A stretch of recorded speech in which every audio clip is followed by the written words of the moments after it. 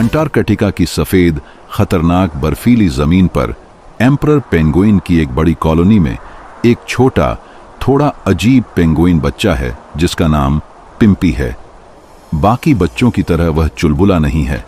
वह अपने परिवार से दूर रहना पसंद करता है और हमेशा चमकती हुई बर्फ और जमे हुए समुद्र को देखता रहता है।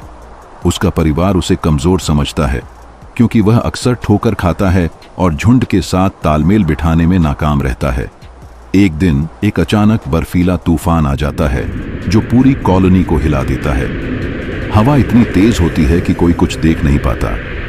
पिम्पी, जो हमेशा किनारे पर रहता था, उस तूफान में अपने परिवार से बिछड़ जाता है। जब तूफान रुकता है तो वह खुद को एक विशाल वीरान बर्फीली जमीन पर पाता है जहां सिर्फ बर्फ और सन्नाटा है। अपनी जिंदगी के लिए संघर्ष करते हुए वह एक गहरे बर्फीले गड्ढे में गिर जाता है। वहीं उसकी मुलाकात एक विशाल बूढ़े एलिफेंट सील से होती है जिसका नाम गस है। गस का शरीर जख्मों से भरा है और वह बहुत अकेला है। उसके झुंड ने उसे छोड़ दिया है क्योंकि वह अब शिकार करने के लिए बहुत बूढ़ा हो चुका है। वह उदास और शांत रहता है, लेकिन जब वह पिम्पी को देखता है तो उसकी आंखों में एक अजीब सी चमक आती है। गस, जो समुद्र के गहरे राज जानता है, पिम्पी को बचाता है। वह उसे बताता है कि मुश्किल हालात में कैसे जिंदा रहा जाता है। वह उसे बर्फ के नीचे छिपी मछलियों का पता लगाना और तेज हवाओं से बचने के लिए बर्फ के टीलों में कैसे छिपना सिखाता है।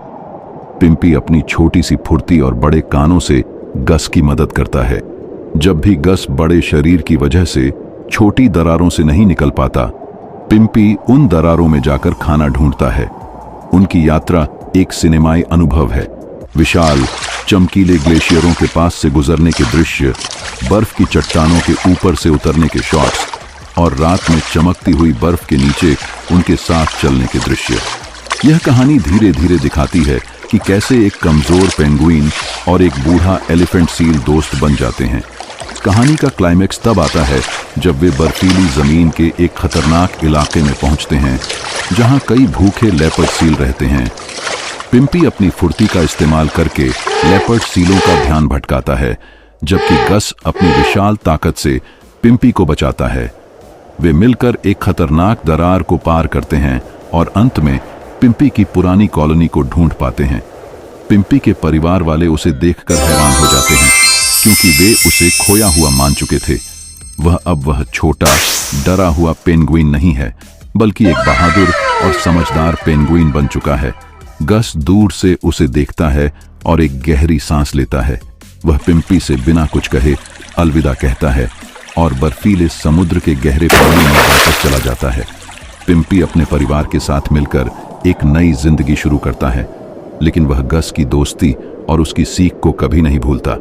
यह कहानी दिखाती है कि सबसे अकेली जगहों पर भी दोस्ती मिल सकती है और कमजोरी में भी बड़ी ताकत छिपी हो सकती है।